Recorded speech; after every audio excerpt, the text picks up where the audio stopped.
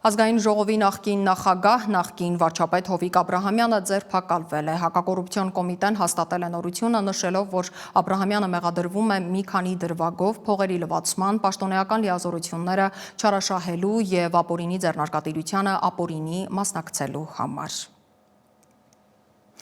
Անվտանգության խորհրդի քարտուղար Արմեն Գրիգորյանը հաստատել է Նիկոլ Փաշինյանը կմեկնի Թուրքիա հանդիպելու Էրդողանին։